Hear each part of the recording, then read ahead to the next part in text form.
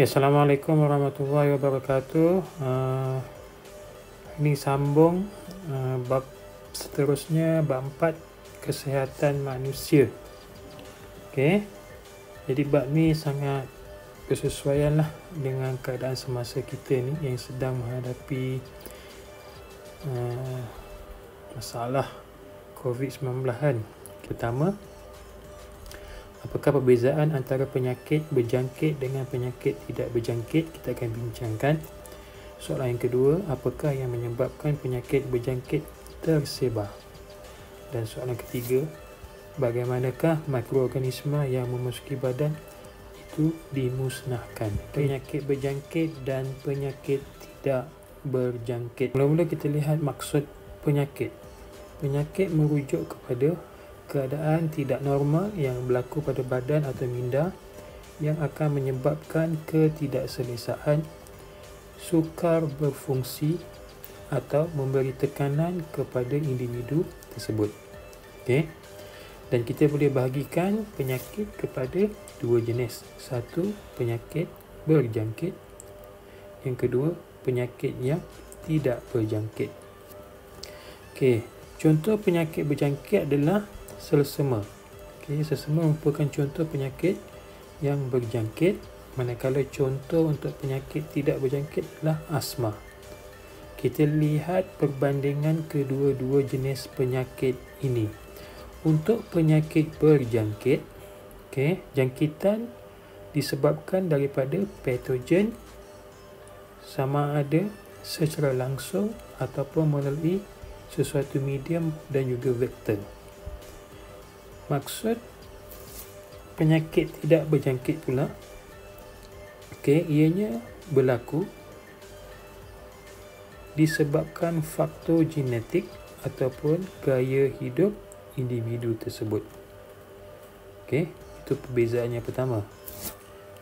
Okay, contoh-contoh penyakit berjangkit saya sebut tadi selsema. Selain selsema, kurap, panau, penyakit kencing tikus, demam denggi, demam malaria dan demam zika.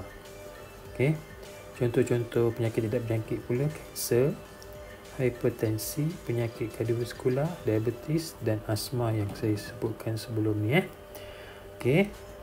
Perbezaan yang kedua antara kedua-dua jenis penyakit ni, untuk penyakit berjangkit, penyakit itu boleh berpindah daripada satu individu kepada individu yang lain. Jadi maksudnya penyakit itu kita boleh sebarluaskan. Okey. Contohnya COVID-19 lah. Okey. Kalau seorang tu kena, dia boleh jangkit virus tu kepada individu lain. Manakala penyakit tidak berjangkit, okey, ianya tidak boleh dipindahkan. Okey. Jadi individu tersebut tidak boleh memindahkan penyakit yang dialaminya kepada orang lain. Itu contoh penyakit tidak berjangkit. Dan seterusnya, bagaimanakah penyakit berjangkit disebarkan? Okey, tadi kita dah tengok penyakit berjangkit puncanya ianya disebarkan oleh patogen. Apa itu patogen? Organisma yang menyebabkan penyakit tersebut. Okey, contohnya virus, bakteria, protozoa, kulat dan juga cacing. Jadi patogen-patogen ini akan membantu penyebaran penyakit tersebut. Okey, bagaimana ianya disebarkan oleh patogen tersebut? Okey, ianya disebarkan melalui vektor ataupun medium, contohnya melalui udara, air dan juga sentuhan. Terdapat dua cara bagaimana penyakit dibawa oleh udara. Satu, jangkitan titisan. Okay. Yang kedua, jangkitan habuk. Kita lihat apa perbezaan dia. Jangkitan titisan merujuk kepada percikan titisan air yang mengandungi patogen daripada mulut dan hidung pesakit melalui aktiviti bersin, batuk, bercakap, menguap dan juga bernafas. Jadi apabila kita bersin, okey, percikan titisan air hasil bersin tu boleh membawa patogen dan penerima akan menerima patogen tersebut daripada titisan air berkenaan. Sebab tu kalau kita bersin, okay, kita perlu tutup, okay, mulut ataupun hidung supaya titisan air tu, hasil bersin tu tak kena orang. Dua, jangkitan daripada habuk. Bakteria dalam air ludah pesakit yang sudah kering akan membentuk spora dan disebarkan bersama habuk oleh angin. Okay, ini secara tak langsung lah. Okay, contohnya bakteria yang ada dalam ludah pesakit tu, okay, dia ludah, sebab tu kita tak boleh ludah suka-suka hati yang sudah kering, okay, dan ianya akan membentuk spora, okay, sebab dah kering, dan spora tadi akan bergerak akibat daripada tiupan angin, dan bila spora tu kena kita dapat menerima penyakit berkenaan. Jadi bagaimana nak elakkan atau cegah, okay, jangkitan melalui udara? Yang pertama dah sebut tadi, semasa bersin, batuk ataupun menguap, tolong tutup mulut dan juga hidung, okay, mengurangkan pergerakan titisan air tersebut. Yang kedua, kurang atau tidak meludah merata-rata, okay. Sebab tu ludah tu kalau ada patogen dalamnya, bakteria tu yang ada penyakit dalamnya, dia boleh disebarkan. Okay, yang ketiga, elakkan daripada berada di tempat yang sesak. Kenapa? Kita tak tahu individu tu berpenyakit ataupun tidak. Okay, kalau sesak tu mungkin kita akan berhimpit-himpit. Okay, jadi risiko untuk kena tu tinggi. Dan yang keempat, memastikan tempat tinggal cukup cahaya.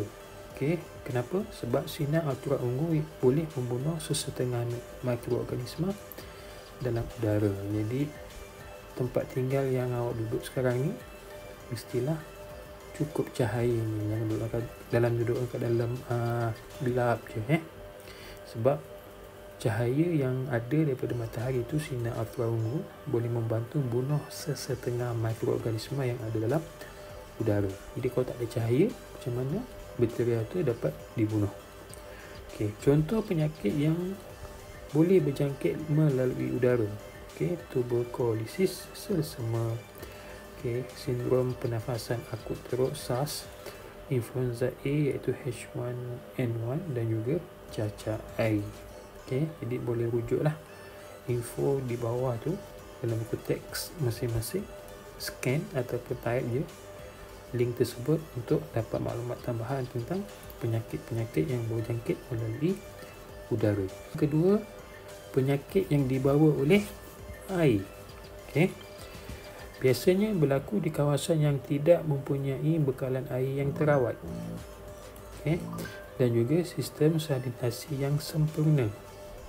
Contoh, apabila seorang menggunakan tandas yang dibina di atas sungai, tinjanya akan mengandungi patogen memasuki sungai dan mencemarkan sungai. Okay, dan jika orang boleh dijangkiti patogen apabila terminum air sungai yang telah tercemar tadi. Jadi itu contoh bagaimana penyakit bawaan air itu tersebar. Sebab tu kalau musim-musim hujan, banjir tu, okay, jangan suka hati nak main air. Kita tak tahu apa, dari mana air itu datang, apa bahan-bahan yang terkandung dalam air tersebut. Okay, dah bercampur dengan pelbagai penyakit dan lain-lain. Okay, contoh penyakit berjangkit melalui air, contohnya kolera, okay, demam kapialu, okay, dysentery amoeba. Okay, itu contoh penyakit. Dan cara untuk elak jangkitan melalui air, satu, jika anda jenis yang suka mandi dalam kolam renang, okay, biasanya kolam renang tu akan dicampurkan dengan klorin, okay, sebab untuk membunuh bakteria. Selain itu, sistem bekalan air kita pun telah dicampurkan dengan klorin bagi membunuh bakteria-bakteria. Yang kedua, membina tandas yang mempunyai sistem sanitasi yang sempurna. Okay, jadi kita dah bincangkan tadi, okay, kalau tandas tu mempunyai sistem sanitasi sempurna, maka hasil-hasil penyatinjaan tu, contohnya air kencing tu, dapat diuruskan dengan baik. Okey, tak tersebar ke luar. Yang ketiga, dengan minum air yang telah masak atau telah dididihkan dengan sempurna. Tujuannya apa? Untuk memastikan air itu bebas daripada sebarang bakteria yang berbahaya. Dan yang keempat, cadangan dia, cuci tangan dengan sabun selepas menggunakan tandas. Lepas selesai melakukan guna tandas tu, buang air besar ke atau air kecil ke, tolong cuci tangan dengan sabun. Untuk penyakit kurap dan juga panau. Kedua-dua penyakit ni, kurap dan panau, puncanya adalah datang daripada kulat. Dan jangkitan boleh berlaku akibat tersentuh kulit yang telah dijangkiti atau memakai pakaian pesakit berkenaan. Jadi berhati-hatilah. Selain itu, penyakit sifilis, gonorrhea juga contoh penyakit melalui sentuhan akibat daripada hubungan seks. Patogen penyakit-penyakit ini terdapat dalam air mani dan juga bendalih faraj. Selain itu, HIV, virus HIV boleh menyebabkan AIDS yang merebak melalui hubungan seks, darah, pemindahan darah ataupun perkongsian jarum suntikan di kalangan pesakit dan juga penagih dadah. Jangkitan yang melalui vektor. Vektor itu apa? Vektor adalah haiwan yang menggerakkan atau memindahkan patogen. Haiwan yang memindahkan patogen dikenali sebagai vektor. Contoh, kita lihat jadual 4.1 ni, patogen ataupun penyakit Salmonella typhi ni, yang membawanya, vektornya adalah lipas. Selain itu, Salmonella ini juga dibawa oleh lalat. Kita kenal, yang kita tahu, dengue dibawa oleh vektor nyamuk Aedes. Yang lain boleh rujuk jadual yang lain. Virus Zika oleh vektor nyamuk Aedes juga.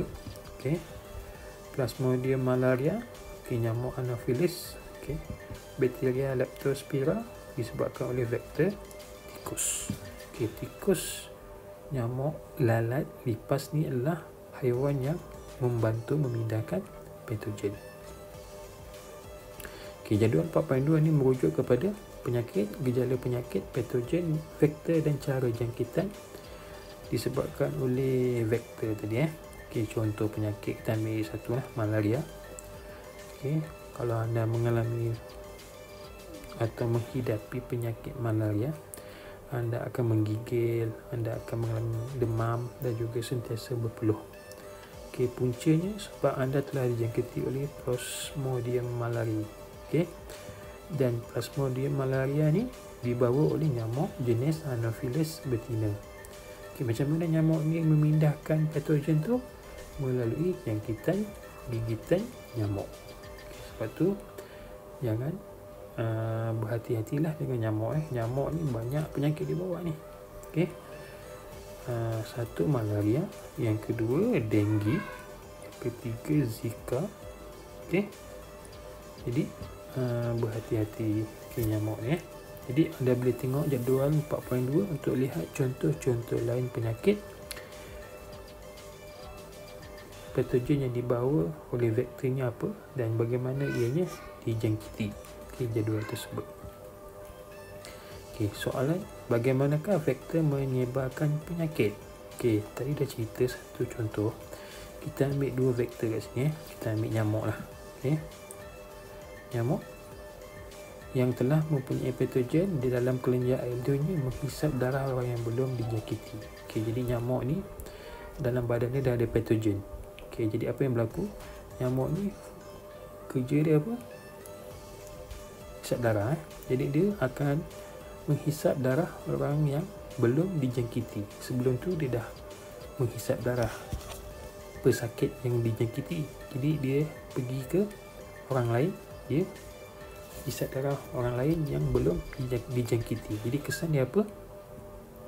Air liur nyamuk tadi akan dikeluarkan semasa hisap darah untuk mencegah pembekuan darah. Jadi jangkitan akan merebak ke seluruh badan. Jadi dia akan memindahkan air liur nyamuk tersebut yang ada patogen masuk ke dalam orang yang belum ada sakit tadi.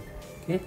Nyamuk lain akan menggigit mangsa yang telah dijangkiti dan menyebarkan jangkitan ke mangsa lain pula. Jadi contohnya ada nyamuk lain yang masih sihat, dia hisap darah penyakit tersebut, pesakit tersebut. Jadi nyamuk yang sihat tu pun akan ada patogen dan dia akan sebarkan kepada orang lain. Jadi itu nyamuk contoh bagaimana vektor membawa patogen tersebut. Okey, yang kedua, contoh yang kedua, ambil lalat kat sini. Lalat akan hinggap atas kotoran yang ada patogen, okey, yang melekat pada kaki dan badan lalat tersebut. Okey, jadi lalat akan pergi ke mana? Memindahkan patogen tu ke makanan. Okey, jadi makanan yang kita makan ni, apabila lalat tu hinggap, jadi patogen yang ada pada kaki dan badan lalat tu akan dipindahkan pada makanan. Okey, jadi apa yang berlaku?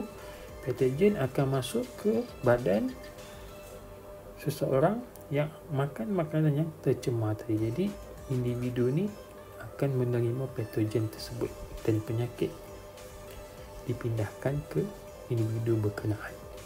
Okey. Bagaimanakah penyakit berjangkit dapat dihalang daripada terus menular? Pencegahan penyakit berjangkit melibatkan 3 peringkat seperti tunjukkan dalam jadual 4.3. Okey. Jadi kita ada 3 peringkat penyakit berjangkit. Yang pertama peringkat primer, yang kedua peringkat sekunder dan yang ketiga peringkat tertier. Okey, kita lihat apa maksud peringkat tersebut. Okey, jadi untuk peringkat pertama, premier ni, cara pencegahan dengan meningkatkan tahap kesihatan. Okey, kebersihan diri, kebersihan keluarga, tempat kediaman dan sistem sanitasi perlu dijaga.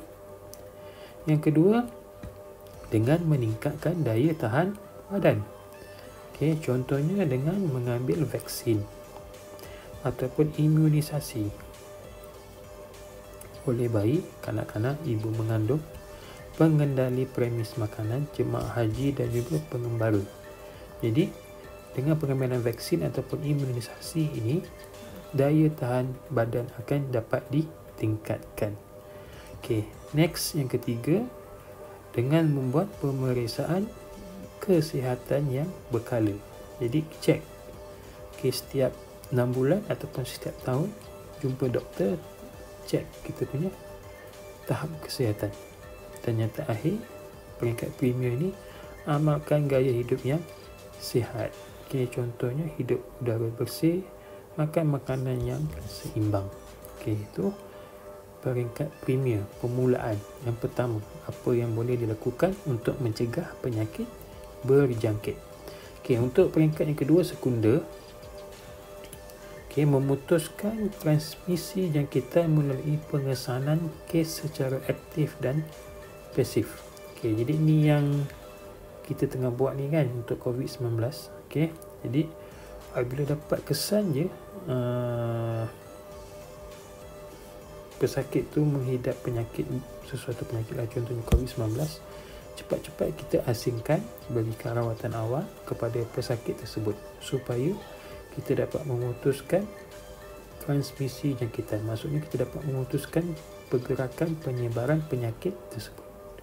Okey, dan yang ketiga, peringkat yang tertier, okey, dengan mengawal populasi vektor. Maksudnya kita kawal haiwan-haiwan yang membawa patogen tersebut dengan satu, memusnahkan tempat pembiakannya dan juga perlindungan vektor berkenaan.